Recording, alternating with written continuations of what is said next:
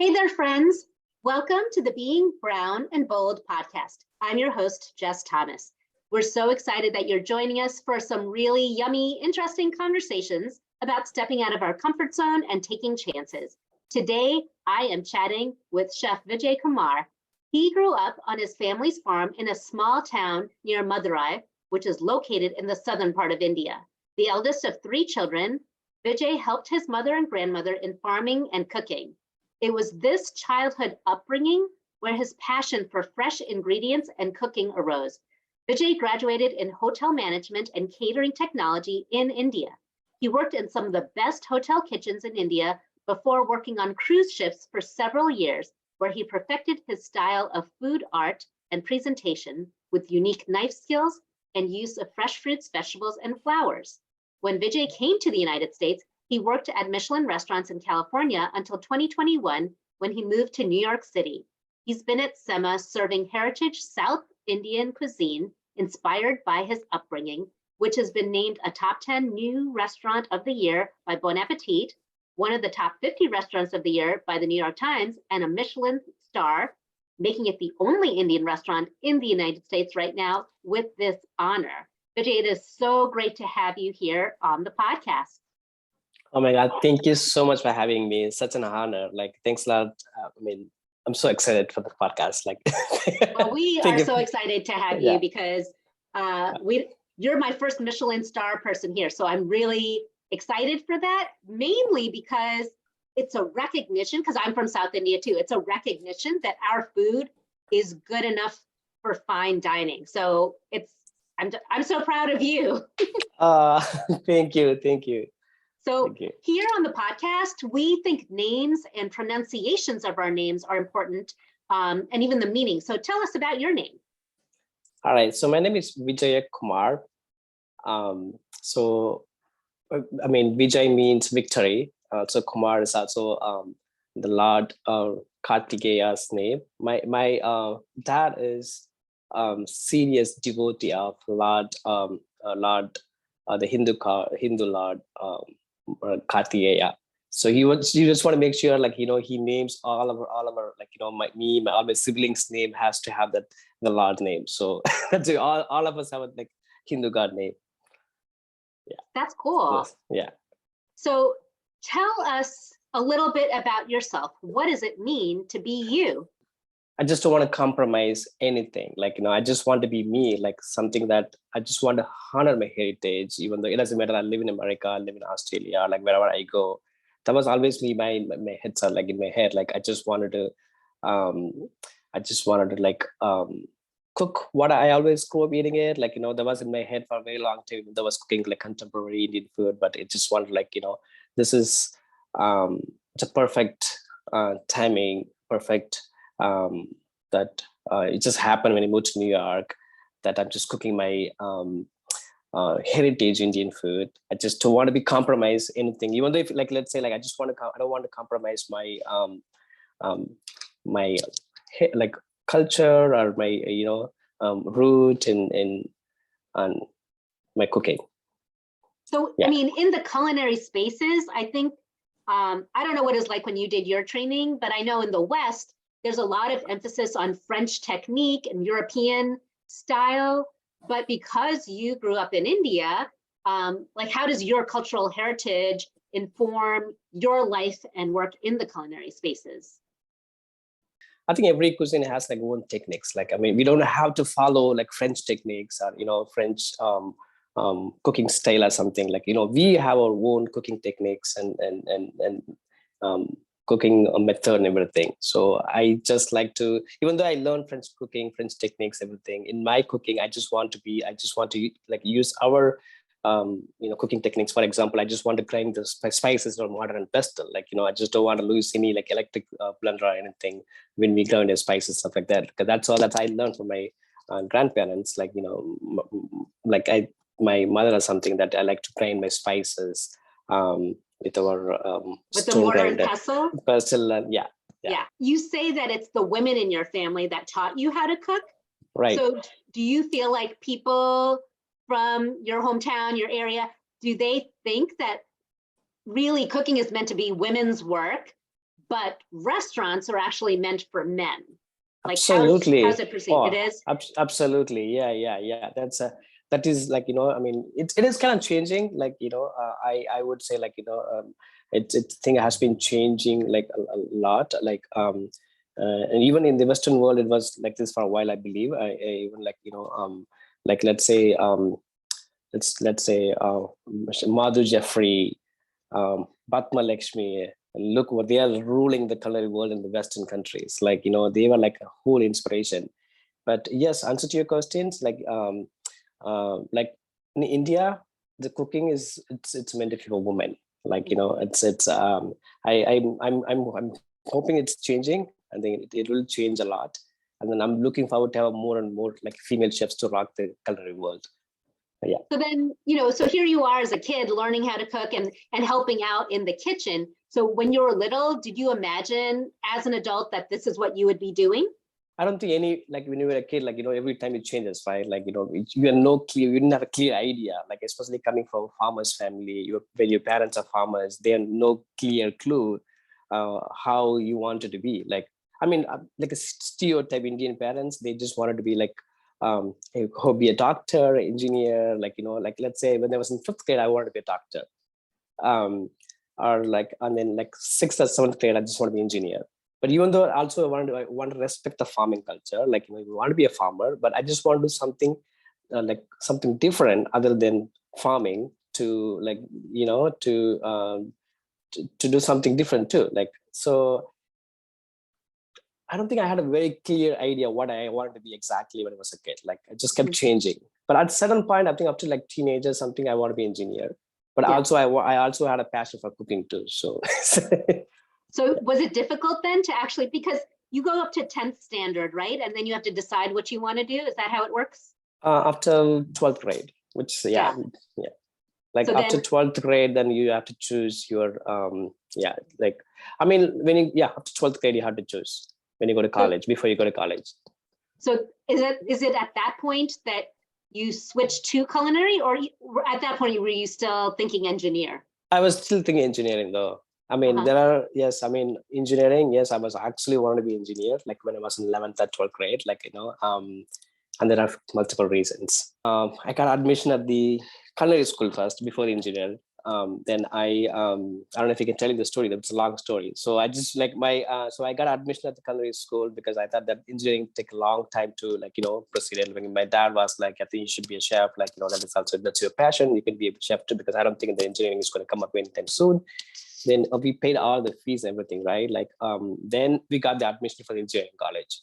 So, and then, so we, then I asked, like, I mean, I also want to be a chef, but, like, like it's a stereotype parents. Oh, you have to be engineer, like you have to be a, like, then, when we asked for a refund for the college, right? Like, they were like, no, they can't refund your money. My dad was like, you have no idea how hard I had to work, how many bank I went to get this loan for you to get to college. Like, so I don't know if you can ever leave this money. So maybe it's probably meant to be. So it's that. Then I just continued doing culinary school. Then here I am. So when you got to culinary school, because it's obviously different cooking in your mom's kitchen than cooking at the school. Did it feel right when you were doing it? Like, oh, this is what I want to do? In the beginning, I had some difficulties, to be very honest. Like, it was a little difficult. It's not something that you mom and, like grandma cooks at the culinary school, because you have to learn other different countries' cuisines, other cuisines techniques. And the biggest difficulties for me is coming from a farmer's family, coming from a humble family, like, learn everything in Tamil, and then you go to culinary school, everything is in English. I don't get to speak one single word in English, and half of the time I couldn't understand what exactly your lecturer or professor is trying to teach you. So it took me a while to to get back on the track, and so that was a really, really difficult part for me for the first few months. Yeah. And then because even though if you're a good student in the school, but you learn everything in Tamil, right? Like, there was a huge transformation from learning everything in Tamil, then you just switched everything to English after your 12th grade. Not knowing to speak in English, like not able to communicate with them. You don't even there are some of your lecturers from other part of the world, other part of the country, that they don't even speak in Tamil. Like, so that was a little, not a little, like quite difficulties in the beginning. So, yeah, like a big culture shock to completely. Like, you have to learn the content, but if you don't even understand what they're saying, right? Yeah. So yeah, I mean, like yes, I mean, we all went through so many difficulties. That's one of the difficulties and challenges in our life. So yeah. So I think everybody comes with different stories when it comes to cooking. So like for me, I wasn't allowed to, I don't even know if they tried to teach me how to cook when I was growing up, but I was the one that would have the coconut and I'd have to like grate the coconut. I did too. Yes, that was like the job to do. Right. Or, saute things. I think I did a little bit of like cutting, not that much. But then I was told by my family that in order to get married, I have to learn how to cook. So, and especially like growing up here, we are told like, first you finish your education, then you get your job, then you get married. So, and then you have to know how to cook for your family. So I was like, well, I guess I'm not getting married because I'm not going to learn how to cook. You don't want to cook. Yeah. Because it wasn't a hobby of mine. Like, it wasn't interesting to me at the time. Right. Eating was interesting to me, but the cooking, it was not interesting. So I didn't know, but that's me growing up here. For you, did you have that same encouragement? Like once you got your first job, like were you told, okay, now the next step is that you're supposed to get married? Oh yeah. I've been getting a lot of pressure. Like, it's like, this is a kind of very stereotype, right? Oh, you have to, like, certain age, you go to school, certain age, you go to college, and certain age, you got a job, and certain age you get married, certain age you have a kids. So I'm having that pressure, a lot of pressure right now. So just every single day, like, yeah. So how do you handle that then? Or how have you handled that? It's been quite difficult. I've been trying to, it's been, I'm trying to understand, I'm trying to like tell them, like, they want me to come back, like literally like rest of the Indian moms, like, oh, please come home, live with us, like, get married, give me a grandkids, like, let's all live together. Like, I'm trying, like, it's very hard to explain to them, like, oh, there's a culinary career, like, it's very different. Leave the job and come over. Like, this is something, my passion. I've been working so hard for 20 plus years. I can't just like give up and come to you and live with you. Yes, I love you, mom, but So yeah, and even I've been away from home for 30 years, and my family still is like, so do you want to come back home and live close to us? I'm like, I don't know. No, I don't think so. I'll come visit though.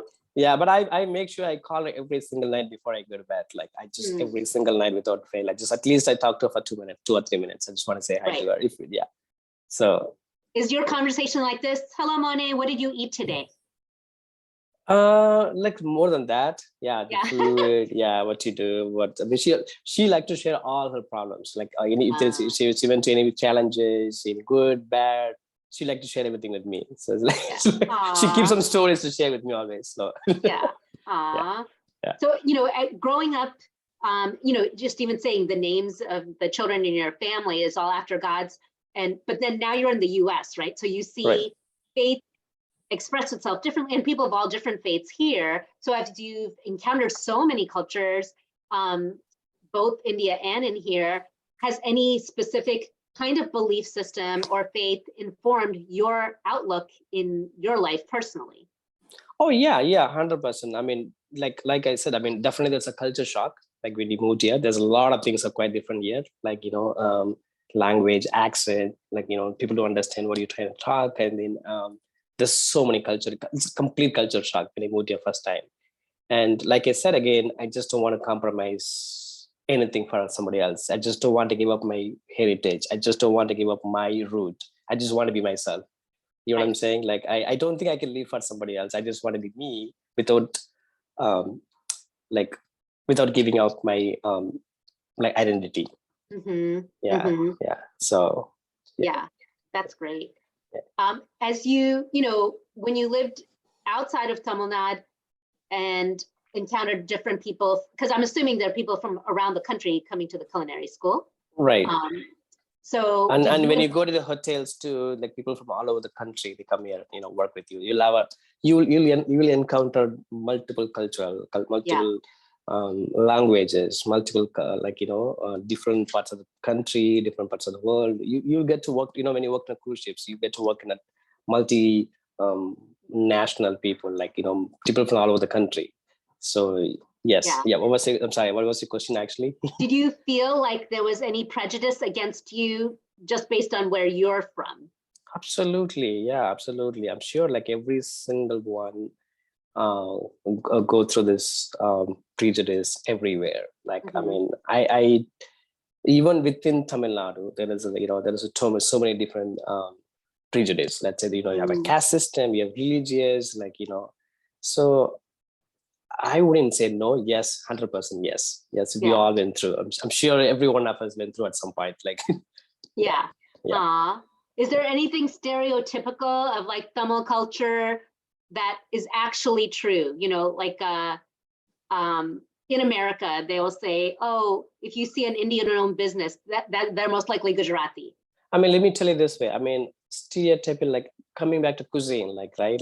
They all had Tamil cuisine has to be it has to be only with either dosas or idli, right? So something that was a little disheartening to hear that, if you do something besides, let's say we had a snails on the menu, nobody even believed that why snails on the menu. It's not like something we created, it's something that my grandma used to cook it. I mean, I don't think any of you encouraged people who lived in the city. They never exposed the village culture, the people who used to grow up in a village, or how they eat, so they were they were trying to do something crazy, why snails on the menu in Indian, in Indian restaurant, that too in South Indian restaurants, and then why intestines on the menu. This is not something that we created or anything. It's just something that we grew up eating as a humble family, coming from very humble and farmers family.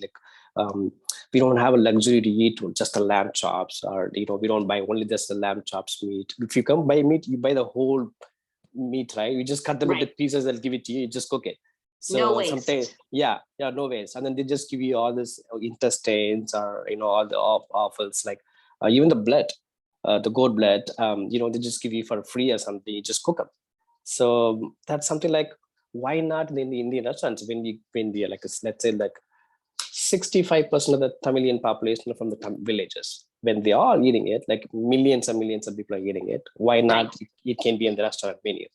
Right. So, that's really cool that you can represent that. Right.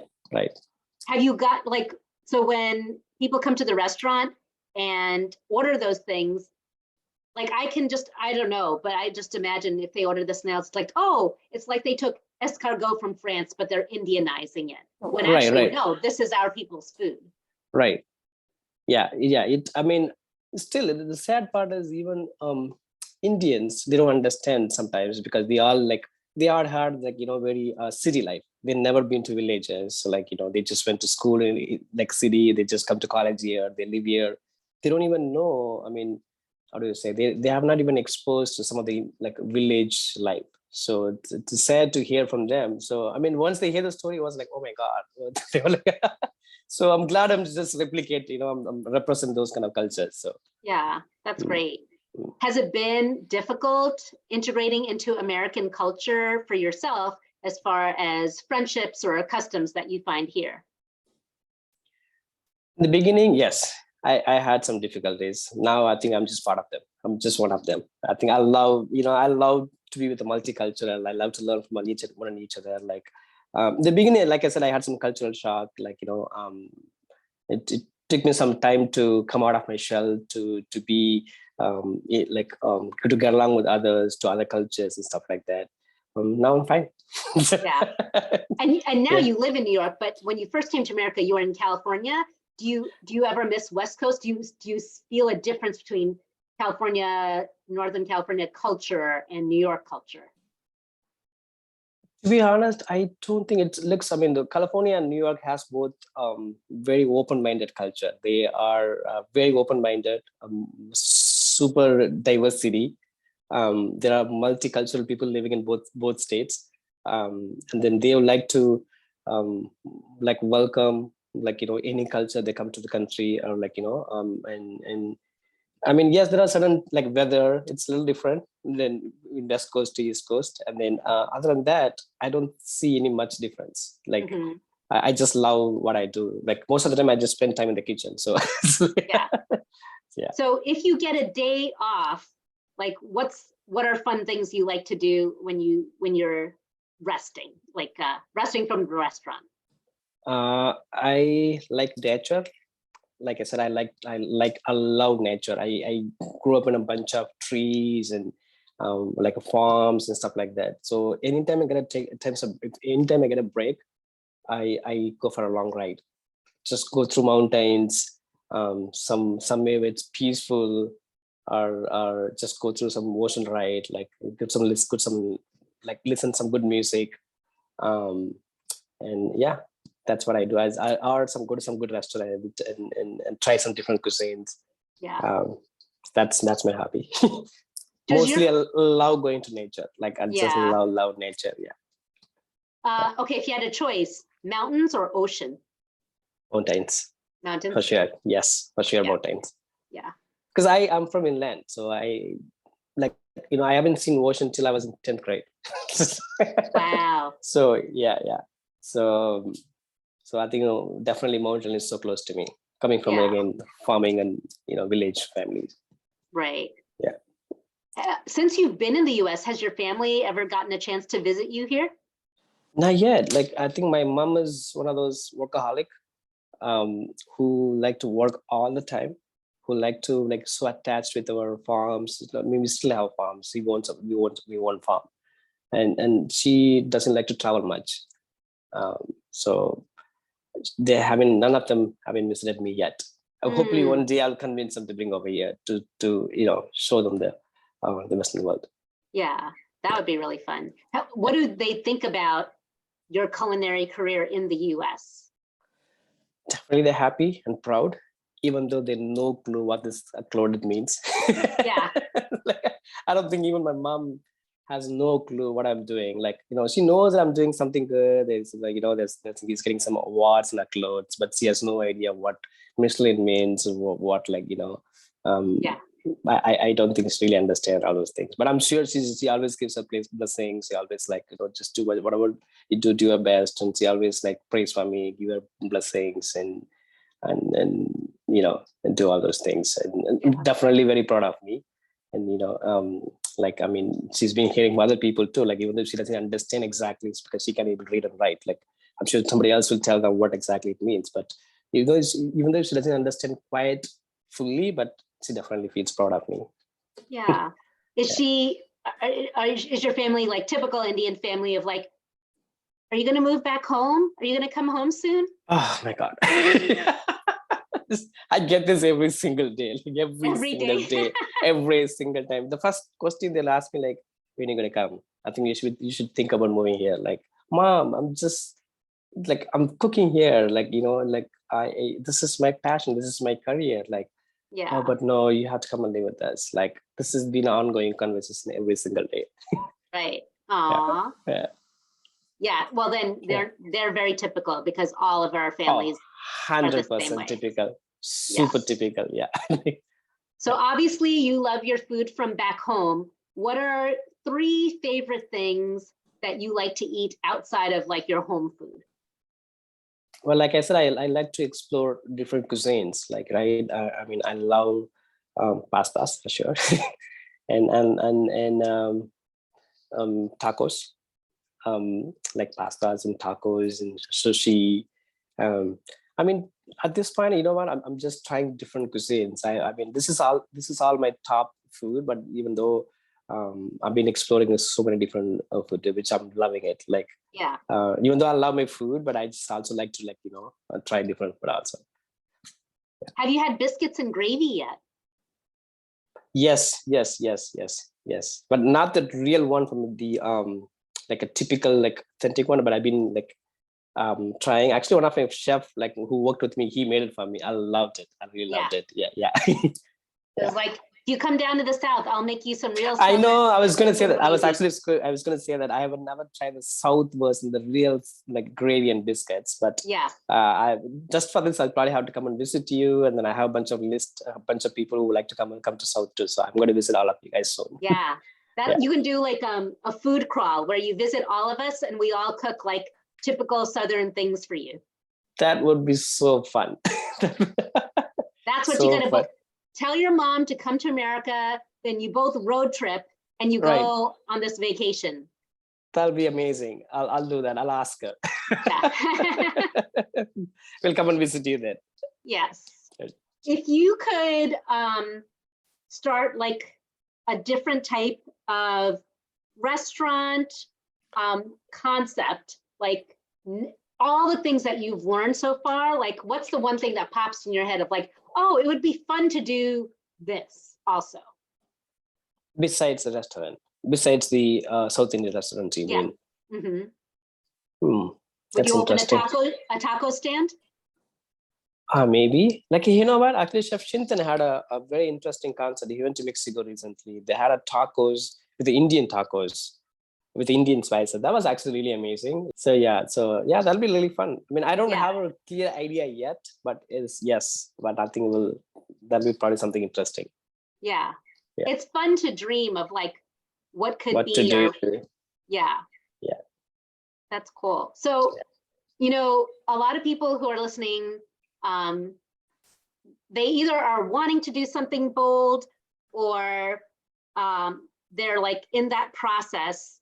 How would you advise somebody who's listening that may be hesitant about making a bold move, especially since you've made so many moves, like going into culinary, saying no to engineering, leaving home to go to college, not joining the family farming business, coming to, you've done so many bold things. How would you advise somebody who's hesitant about making a bold move? Right. While I do have so much respect for the farming, and I don't think I give up the farming ever. Even though if I don't involve myself personally, I do have a farm back home till now. And then my farm, I'm lucky enough that my family takes care of it. My mom takes care of it, and I don't think I can ever leave my farming thing, which is something very close to my heart. Like something like like most of my generation have been doing it for so. I mean, for people, I would say like, never, ever, ever give up. Never, ever give up. Fail, fall, not a problem. We all fail at some times. Like, don't be afraid to be fail. It's fine. Fail. Just fall. It's fine. But don't ever give up. Just get up as quick as possible and come back with bang. Yeah. That's what I want to say. That's great advice, because we're not born experts in anything, right? We all have to learn. Just learn every single day. Like, I mean, I'm learning from a dishwasher. I learned something from a dishwasher yesterday. I learned some from my other chefs, from a line cook, because I don't know, like, from every day, just learn something. You just go on a train, you just see something, there's some kind of learning experience when you travel on the train too. I was like, oh, wait a minute, I could have done this. Like, this is something cool. Like, just learn something. Always learn the best out of people. Like, do you have a curry plant? Not here in New York. Yes, back home. Yes, like you have farms of it there. Yeah. Oh, every time when mom, like when she does the tempering, like, oh, just go get some, once the oil is heating up, oh my God, oil is heating up, just go get some curry leaves quickly. Just literally run backyard, go pick some curry leaves and just throw in the hot oil for the tempering. I'm sure you must have done it when you were a kid. Well, so my parents, they live in New York, and they have curry plants in their house in the winter, and they bring it outside, and it's like 4 feet tall. Wow. Yeah. You know what? I wish I'd known, because when I just saw you, I could have brought you a curry plant, because then they have like babies, and then you could start like a curry plant farm in your apartment. I know my apartment is too tiny. Maybe one day when I have a house like yours. So you know There's an Indian restaurant that's a Kerala restaurant about to open in Chicago called Tata Chicago. And they had won the James Beard right before the pandemic. But it's a Malayali husband and a Korean American wife. And Margaret's actually going to be on the podcast. But they also live in a smaller apartment. But I gave her a curry plant, so it sits by the window and gets its sun. You can that's do so it. cool. I will. I think next time, I think I love plants. Like I said, like I love plants. I love trees. I like things to be greenery around me. Like So, Okay. well, maybe soon. Yeah, we'll have to get you a plant then. Okay, thank you. Yeah. Very important question. You have to think immediately. Which would you choose? Chai, coffee, tea, or another beverage? With no doubt, coffee. Yeah. You do filter coffee?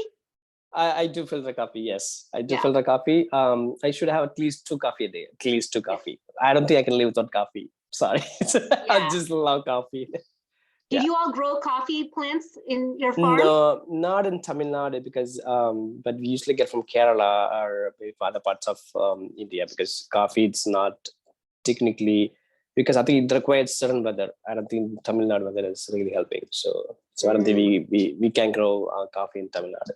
So we definitely buy, yeah. Yeah, because my parents, they grew it in their backyard. So they always were drinking coffee. They didn't really drink tea or chai until they came to America as like the regular thing. But I think to this day, yeah, my dad's doing filter coffee right now. Oh, okay, I need one. Okay, that's what it is. Next time I come visit my family in New York, you come to my parents' house and they'll cook, like Kerala food for you. We'll have filter coffee. We'll do all, and you'll go home with a curry plant. Oh, that's so sweet. So sweet of you. I would love that. And I'll cook for them too. Yes, they would love that. Yeah. I definitely will cook for them. Well, do you have anything coming up that you'd like to share or tell people about what's going on with you or with Semma? At present, we just want to focus on Semma. Like, there's so much expectation on Semma right now. So we just want to keep doing the best that we can do. So currently there's no plan yet. Yeah. You're not gonna compete on Chopped? If you guys invite me, like. No, you can be a judge on Chopped. You don't have to compete on there. Well, thank you. Yeah. Well, this was so great to like hang out with you and hear more of your story. I think I'm just so happy for like the ways that people have embraced you. It's not even accepted. They've embraced you. They've embraced your food. Everybody loves unapologetic foods. Like it's so cool to see this happening in the culinary scene. Thank you. Thanks a lot. That's, I mean, without everyone's blessing, there's nothing is possible. Like, so I think we so feel blessed, like literally blessed to have all this blessing. Like, so we promise we'll continue to do our best. Yeah. Well, that's great. Yeah. Well, everybody, thank you so much for joining us on this episode of Being Brown and Bold. We'll be back here next week with our next episode. Till then, be wise and be bold.